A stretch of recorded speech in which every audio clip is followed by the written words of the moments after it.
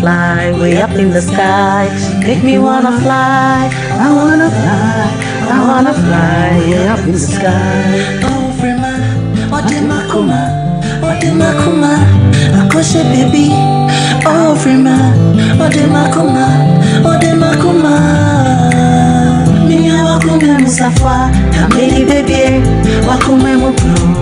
Namatumo, minya wakume musafa, kamili baby, wakume mupro. Namatumo, sana obi to me komo. Sana dia. Sana obi to me komo. Sing it for me, baby. Sana obi to me komo. Sana obi to me komo. Come on. Hey, Frema. Ladies and gentlemen, of course, and this is how we do it. The man who has seen it, done it, he is, you know, maker of superstars. Now, a person who is a maker of superstars, how do you call that person? Maybe he'll tell us when he comes. Absolutely. Please help us welcome our personality Yes, for today, the Richie Mensah. Hello. Hey, you. You guys are revealing my age by playing the song. Well, let them do the mathematics. You know, we need to get some people to put pen to paper and work it out. And sometimes it's important for the young ones to know that Onya and Rabba. You see, do you get it? But let me tell an interesting story. Do you know that the first friend I ever met? Who? You. Do you know? No. So do you remember we met some years ago at ANC at Max, you know, and I really remember what you told me that day. Wow. You know, so Rich and I met. We weren't friends at that time, but so we met, and I mean, Frema was so big, so everybody knows the song. So I met her, I was like, oh, hi. He said, oh, hello, how are you? So we spoke, I said, do you know you are the inspiration for this song? Oh, wow. Now, as I have carried it in my heart up to today. Keep it. Yeah, Keep it. but you know, there are certain things that you can't talk about because people are going to think, dear. Yeah, you know. So today you are here. You are here. Yeah. Just a bit before we zoom into the conversation, please let the people know why the song Frema. Oh, I'm a shy guy, so it's okay. Let me begin to fund you at this point. I need it. Debbie, you can't do it, right? I'm a shy guy. Oh, but I'm so glad to be here. Thanks for having me. It's good to have you. It's good to have you, especially. And happy anniversary. Thank you. Thank I'm loving the whites. Oh, thank you. Thank you. I don't own whites. I would have worn some. But you're lucky to enjoy the anniversary edition of this show. So I know, right? You're blessed. Yeah, good stuff. Good stuff. How have you been, man? Oh, very good, very good. Enjoying life, working hard, living hard. You remember Duncan MacLeod? Of course, the one. Yes. Are you from his bloodline? Richie, you're not changing. I'm not changing. Don't you just the white, only that. No, the grey is adding to your beauty. That's all. Even today, I saw some like 2 grays up here. But we like grey. I know. You are able to shape your hair. Well, you have, haven't you? We like grey. You are able to shape your hair and you are complaining about grey. I know, right? Anyway, so how's business? How's work and everything? The work is very good, you know. Always trying to grow every day, do something new. I'm all about development. Of course. Now let's go real back, you know, to the days of Frema and every yarrow. When it can't come when I was a yarrow, you know. Of course. So let's go back, you know. So we see Richie Mensah as one guy, you know, with amazing voice, with great composition skills and all. Quite honestly, when you decided not to do the singing yourself anymore, I was so upset. But why is he not singing? But you can still produce other people and still sing, you know. So let's go to before all these started for you. Richie, the young boy, Richie, the schoolboy, growing up, was music at home? Where did all this come from? I mean, break it down for us. Take us down memory lane. Yes. So I think my journey from a kid, I wanted to be a surgeon. You wanted to be a surgeon? Yeah. Okay. My dad is a doctor. Right. Sorry, was a doctor. Okay. So I also said I was going to be a surgeon, so I was doing science and everything. Yeah. But my love for music grew from watching movies, singing at home and everything. Okay. So I was torn. In school, I was working towards surgeon, and then in my free time I'll be singing and everything. So it's actually in senior high that thing switched for me. Where was senior high? Achimota School. Right. Okay. So in Achimota School, my choir master called me one day and asked me, like, he said I was so talented with music, so why am I, like, every day science? And I told him I love music, but I love science. So he asked me, have you heard about sound engineering? I was like, what's that? Science. Then he said, yes, it's the science of music. Yes. It's like, oh, okay. So the then music surgeon. Exactly. So I started to do some more research about it and everything. I'd say that single conversation sort of shaped my entire life. Where is he now? Yeah. Oh, he's passed away. Oh. Such a legend, such a maestro. But at least did he see your works? Yes, he did. I Super. went back to the school and to perform and everything. Wow. Yeah. Wow. He was very proud. He called me in front of the people and all. Yeah. That's my boy. Yeah. But what was the feeling like when you went back to perform? It was amazing. It was interesting. You know, when we were in school, we used to watch the greats come back. Yeah. So coming back, I was like, hey, I'm here. You too. Right. Beautiful, beautiful. And then after Achimota, where next? So after Achimota, I just started the music straight away. Okay. It was a bit of a conundrum. So here's the kid that every adult felt, this boy's a genius, he's going to become, hey, doctor, and everything. And I finished senior I started high. calling you Dr. Charlie. And I finished senior high and I say I want to do music. Right. So it wasn't easy. Especially during that period. That era. Thankfully, my mom is very understanding. Okay. And you see, in my time, we had the 1 year before university. Yeah. Which year did you finish secondary school? 2003. Okay. Hey, today I'm revealing my age, but No, it's fine. so I had the 1 year before university. So we struck a deal. She said, show me what you can do within the 1 year.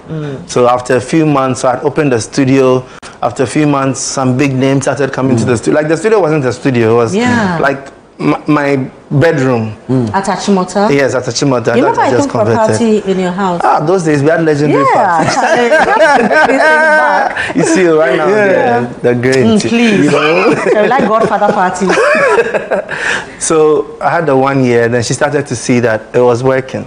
So after a few months, then she went to take out a loan and bought equipment for me and said, Are you kidding me? yeah, she said, I can see where this is going. So she bought equipment for me with her salary loan and all, and we started. Are you Daddy B, Mama B? I'm Mama B. You're Mama B. I'm Mama right? B, hands down. Really? Up till now, I still go and eat jollof. It's necessary, not for the jollof That's very beer. important. Charlie, that's for the And jollof you won't beer. get that taste anywhere. And never, You won't anywhere. get it anywhere. I've been to the finest restaurants, but mommy's jollof still the She won't best. teach anyone that recipe too. There's a certain saucepan in that kitchen. Thank you. Saucepan, Obi and Saucepan no experience. Saucepan, no, you know. It's the experience in jollof making. Exactly. So, starting your music career, did you just go straight to setting up Lynx? Yes, actually. So the funny thing about Lynx was the name of, we were creating a boy group. We were four of us. We all went to Achimota. Okay. We were actually in a larger group, which was about 7 people, and then 4 of us said we were creating a group. So we called it Lynx. Okay. But I was the last man standing because one went to do medicine at Tech, the other went to do medicine in the US, the third one went to do music at Winneba. So I was the only stubborn one who said, you carry I'll it stay out. and do the music. I'll stay and do the music. So, now Lynx is here. You did all your productions yourself? Yes. Myself and I had Edwin Ferguson, who's a great pianist. Yeah. So he was also in the group. He's the one who went to Winneba eventually. So so we used to do a lot of work together. Right. Well, when you started off from your bedroom, who were some of the artists that were coming there? I don't think you know most of the names because it was demos, but the first big artist who entered my studio was a Mensah. Wow. That was big. Yeah, that was big. That was one of the days that showed me that life, just do what you need to do well and you can be recognized. Yeah. And the second one was Tiny.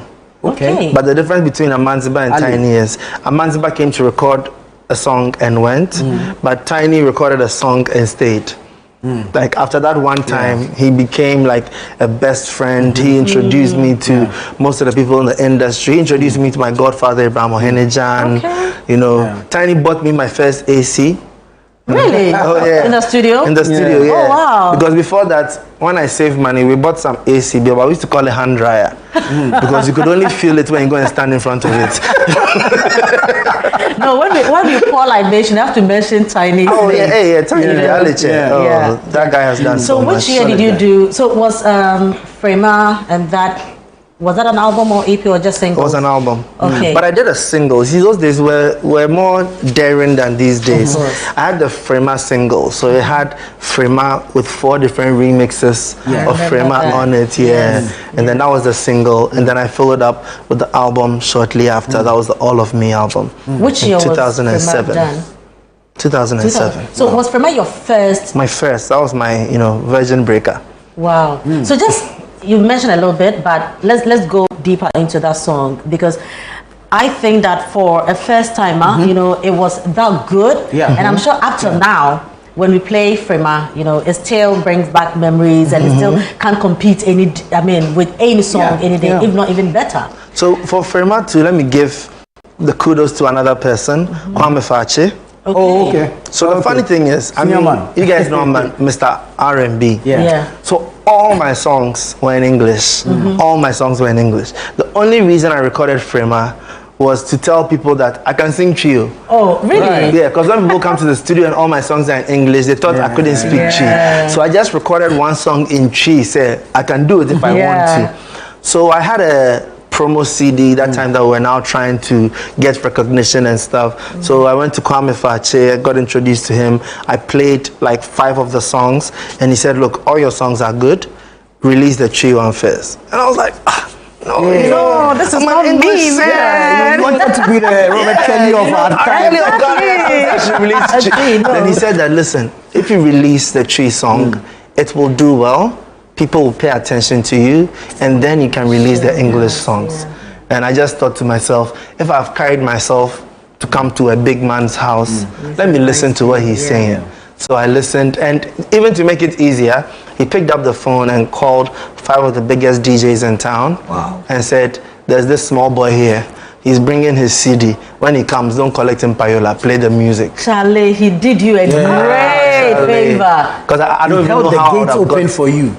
So that was it. Yeah. So from there, they started playing the music, started getting the attention, and But how did you get the rhythm, the lyrics, everything you said in that song? I mean, for a first timer, for some guy we don't know, and then all of a sudden he comes out with something big, something huge. I think one thing about music is, or any talent, I can't tell you where music comes from.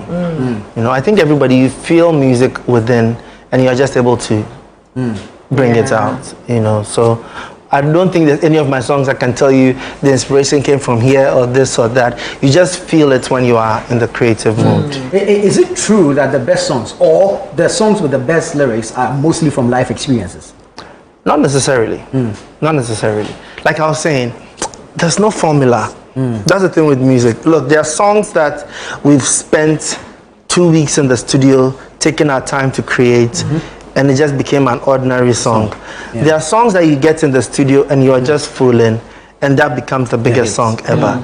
A song like Easy's Wengeze, there was no formula. I played a drum beat, went in the booth, and then I went to full. So all those silly voices you hear in the background was me. Those, I was just fooling in. Then I chopped it up, put it in. Then I said, Easy, go in the booth and just say whatever. She just fooled for like 20 minutes, then we chopped it up, put it together. We have a hit. There are other songs that we've taken our time, take out dictionary and write big words. No, you're wasting our time. With music, I think one thing people don't understand about music is it's more spiritual than anything. Right. You have to feel it from within. So you sharpen your skills as a crafts person, so that when you connect with the sound, you're able to deliver it. But you also did Yarrow. What was the inspiration? What did you want to say?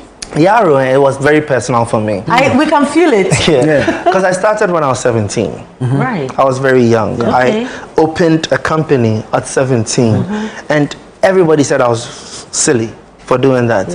And my mom especially got a lot of attack, because just imagine a young boy who was doing very well in school, who said, I'm dropping out of school to start music. And my mom is a teacher.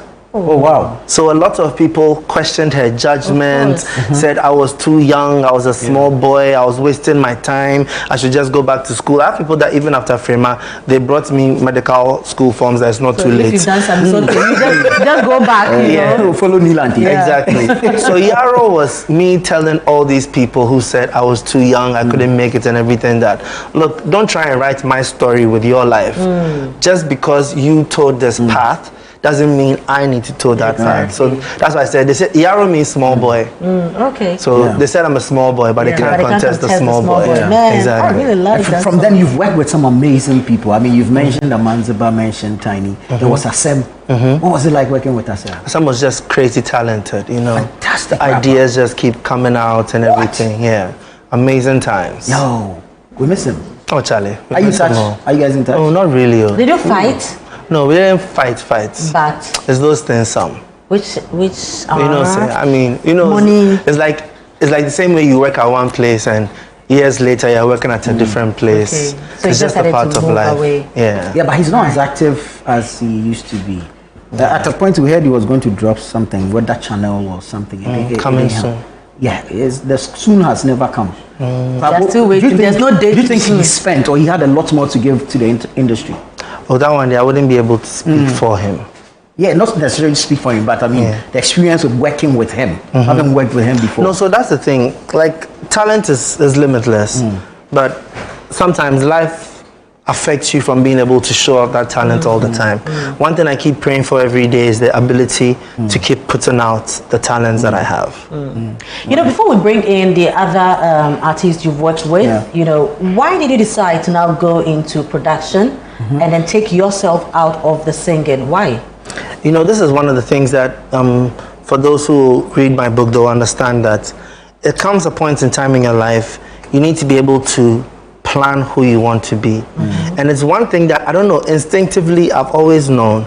So I remember that when I was about 18 or so, I took pen to paper and I wrote down who I was in the future.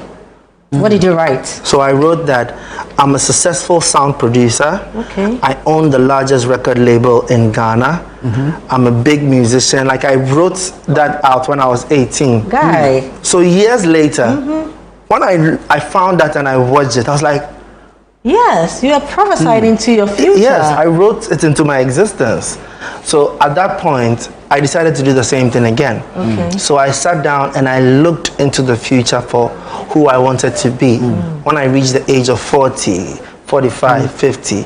And I realized that that person wasn't the artist. Okay. That person was someone who was bringing people together, who was shining lights on people. I realized my talent was not just about me, but what I could give to people. Wow. So when it came a point where I needed to decide which path to concentrate on, it became an easy decision because... Wow. Did you want to be a Dr. Dre-like type or? No, I think I had the opportunity to be just a Dr. Dre earlier on when I was producing as well, but the dream is bigger. Right. And the dream is unfolding slowly, so people are starting to see it. But for me, I've written it down, so I know where it's going. So you are on a scale of 10, you are at stage... I'm at stage 7. Hey, Charlie, very soon, I say, you're almost there. On my birthday, I posted something. Most people don't get it, Couldn't but decode eventually it. I wrote, there was a picture of me playing chess, and the caption was, checkmate in 3 moves. Okay. So we have like three more stages. stages. 3 more stages I to beg you, when you get to stage 10, remember the inspiration for FREMA. Yes, please. That was the first release. And when you do, remember she has a brother called Nana. Maybe releasing another. But Richie, you've worked with some very talented artists, musicians in the country. You've done Asem. You've worked with. I'm talking about people who have come onto your label, Lynx. You've worked with Asem. You've done Easy, Ziggy, Miss V, Kwame Eugene, Dope Nation, Kitty. Dope Nation, yes, Kitty. Yeah. Right. Have you heard that when people work with you and they leave, they don't get hits anymore? Oh yes. Have you heard stuff I've like heard that even though it's not true. Okay. Do you have a certain magic? Do you I wish I did. You hold something If back. I had magic, I'll stop working hard. No, so really, what is it? Because quite honestly, without downplaying anybody's achievements or anybody's hard work or anybody's talent, it looks like, because before people would conclude on something like that, we might have seen a certain trend. That'll make us conclude that why is it that when people leave Lynx, we don't really hear so much of them? I don't know what to make of this, because, well, okay, let me take Dope Nation out. Why are you taking Dope Nation out? I'll come to that. That was not some cut. Because I know you're going to talk about Dope Nation, but we'll bring Dope Nation back. But if you look at Nana mentioned Asem. So mention and I'll give you a hit song after Lynx. Mention Asem. So hard to say bye-bye. It's so hard to say bye-bye. After Lynx.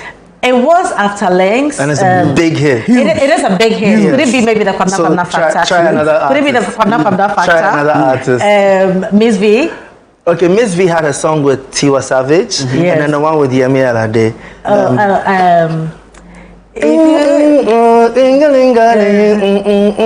You remember that song? Yeah. Oh. Come and see my mother. No, that one was. Which one? That one was while she was on Lynx. So which But one? after leaving Lynx, she had another song with Yemi Alade that did very well. But why do I remember the one she did at Lynx? Because that was bigger. Okay. Easy. Easy had her song with Mr. Easy, Forever. Forever is which one? Forever. What is a hit song?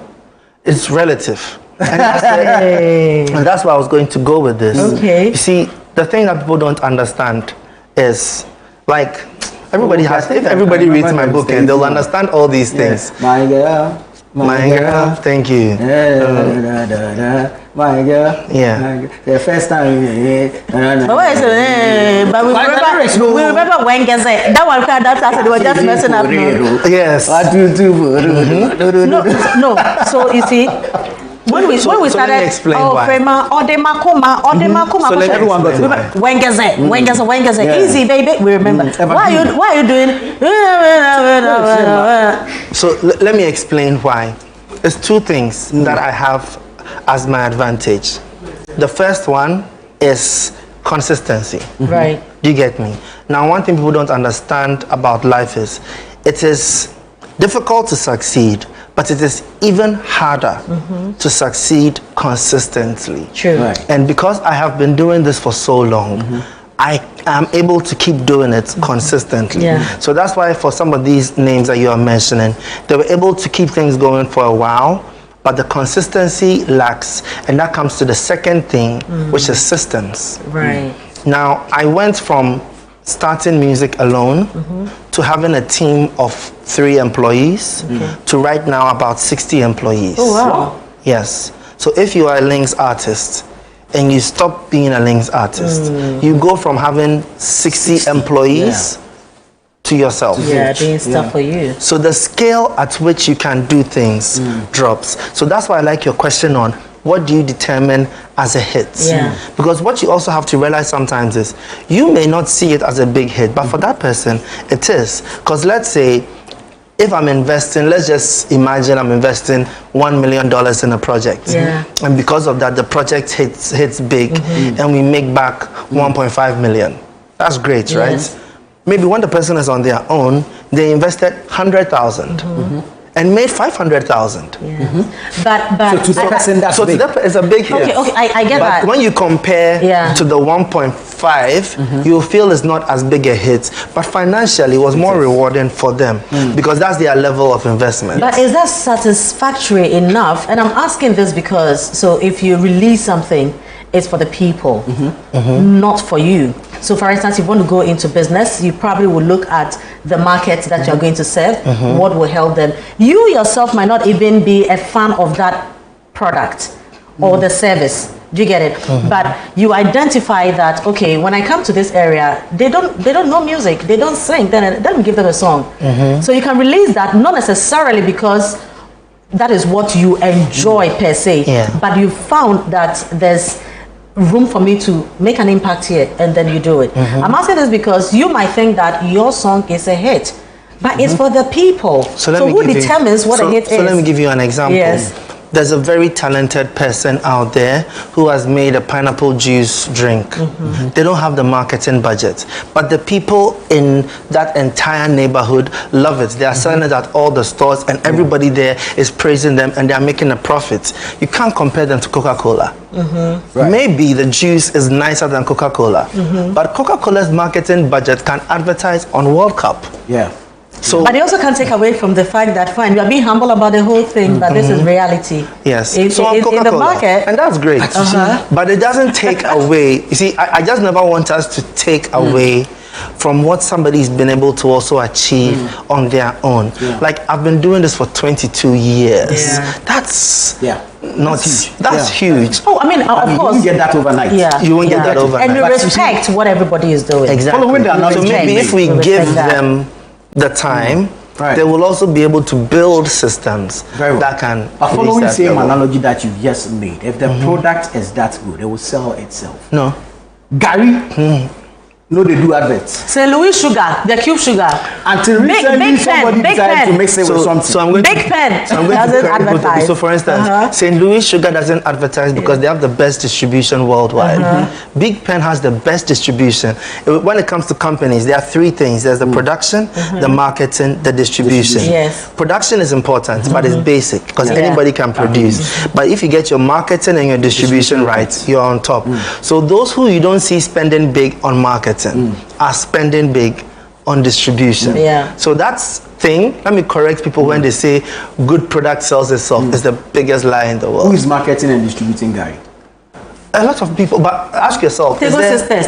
Is there any they have Tego Sisters, Gary. Is there any company that you can say is highly profitable from Gary?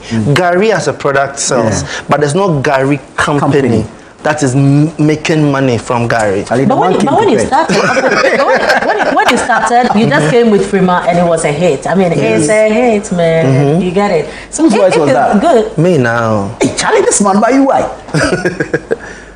But it's growth. So I had to learn things the hard way. And you see, shout outs to my mom again.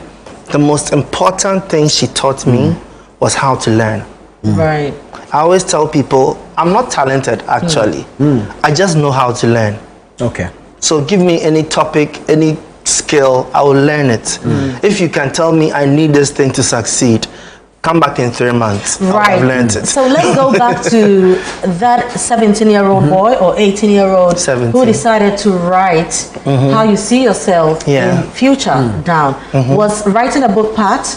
Actually, yes. It was number what? Oh, that one wasn't there for the 17, 18. Okay. It was there when I rewrote around like 25, 26. Okay, so when you rewrote around 25, 26, what number was the book? Oh, it was far down the line. Very well. Right. All right. So here's what's going to happen. We're going to go on a break. When we come back, we'll get into that 25-year-old Richie and his desire to write a book. Stay with us. This is the Upside Down Show. We'll be right back. Poverty makes you do what you otherwise would not do. Wealth makes you live the way you wish to live. But revenge cancels the lines between poverty and riches. It's either you're saying something progressive, or I'll just tell your wife that I'm carrying your child. Where is my father? Now that he's coming closer to the community, I just make you know. Some people forget your own plans, so I go forget my own.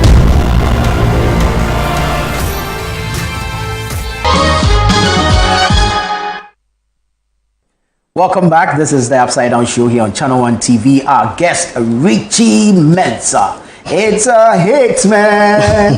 Charlie, we missed that too. Oh, Charlie. I know, right? Oh, but you're still you. Oh, thank you. Thank you. Yes, and you're telling us it's our fault. Yes, it's your fault. We should take charge of our own life. Yes, take charge of your life. You know, so before we go in, and I think one day you should be a marketing lecturer. Yes, I think so. You know, you've had too much of experience, right? That you need to formally impart that knowledge on people. So I think you should consider that as well. I will. I'll consider it. Now, You are Mama B. All right, you've gone to great schools. In fact, you had a mom who will sacrifice and buy you your first set of equipment. Yep. You had a home where you could build a studio as young as 17 years old. And so things have, I'm sure you have encountered challenges, but as a startup, things were pretty smooth. Okay. So we can't blame you so much, or on the other hand, we can blame you if you don't do well. Yeah. But for those of us who probably are coming from some corners, you know, Kofi Kenata said it that any baby I free pa,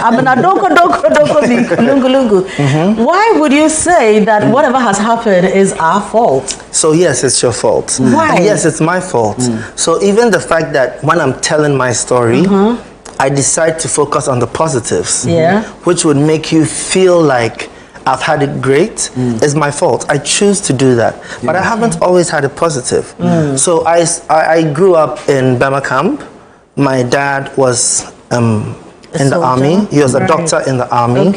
And then he left the army, which is like 91, 92.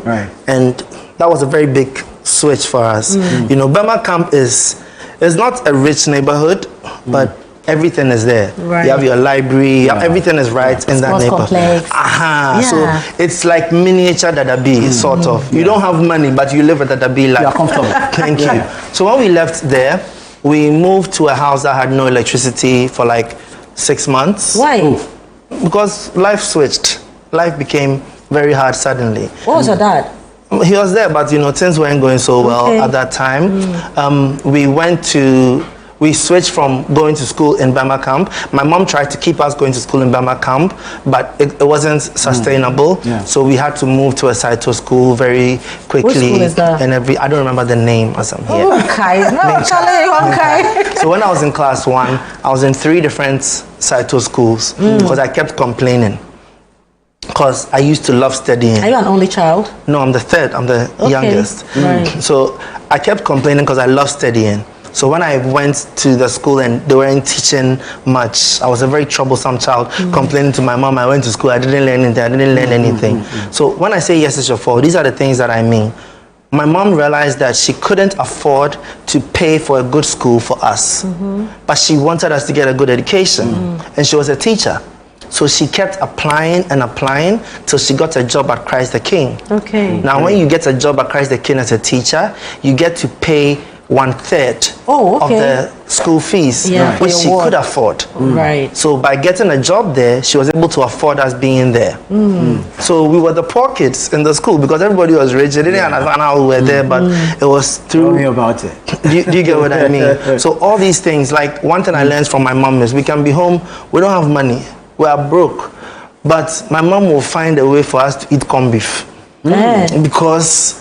Yes, she will take her last money and go and buy it because she doesn't want to make the stew without any meat in it. So my mama beingness, my privilege did not come from money. It came from seeing my mom sacrifice to make things happen for me. So it instilled those beliefs in me. Where when I was growing up, I realized that conditions don't need to be good for you to make things happen. Things happen when you decide to make them happen. For instance, when I tell you about the 1-year break and me not going to continuing uni and everything, it didn't just happen. I sat my mom down. I had a heart-to-heart with her. Told her, Mommy, I know you want me to do science and this and that, but I've seen the vision. I've seen what I can do with music. Try me. Let me see what I can do within this 1 year. If I fail, I go back to school. No harm. And then it pushed me to work so hard that within the time she realized the fruit pa any piano. Do you get me? I had an episode. I know you guys remember Chiche Kule. Yes, Uncle George. Yes, Uncle George. Yes, mommy's daddy's. Thank you. So he came to interview us in the studio. This was when I think I was like 19 or so, or 18, one of them. And he called that episode Humble Beginnings. Because the studio was like my computer, I didn't have a mic, so I used to use a computer mic. If you remember those old computer mics. One, So how I used to get people to stand in front of the mic is I'll put books, my science books, under it to be changing heights. Yeah. Then later we got an old lamp. Then we tied sellotape to the mic for the lamp to be like the mic why stand. you? Yeah. So that's my point. Like I hustled to make it. So when people see the final product and they think you had it good, no, it's never been good, and it's never going to be good for anybody. One thing that they talk about in the world is 85% of the millionaires in the world are self-made. Of course. Only 15% of them inherited it or, you know, got it through other means. So I like that. That means there's no excuse. That's one thing that we have to realize. Like a lot of people ask, why me? But why not you? Yeah.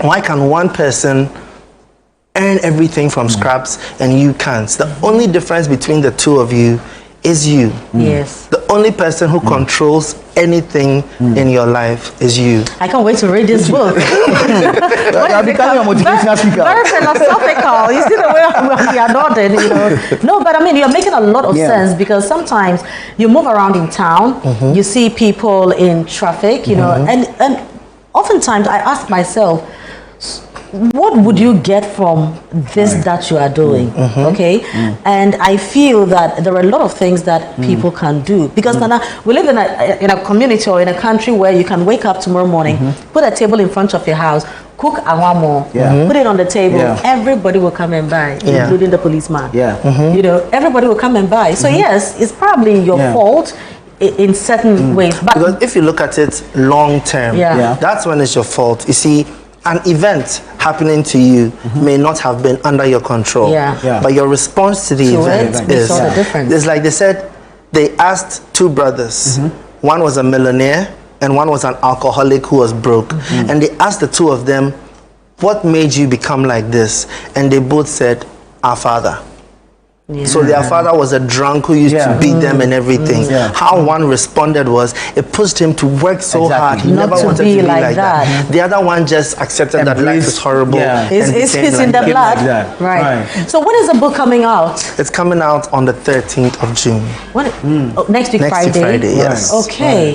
Is there going to be a launch? Yes, there's a launch, low-key launch on the 14th. Okay. We are there. I won't say where people will come. We are there. We are there. Feed everyone, so I'll keep quiet. Don't worry. Or we will bring our food. But after the launch, where can people access the book? So globally, it's out on all the platforms from Amazon, Barnes and Nobles, and everything.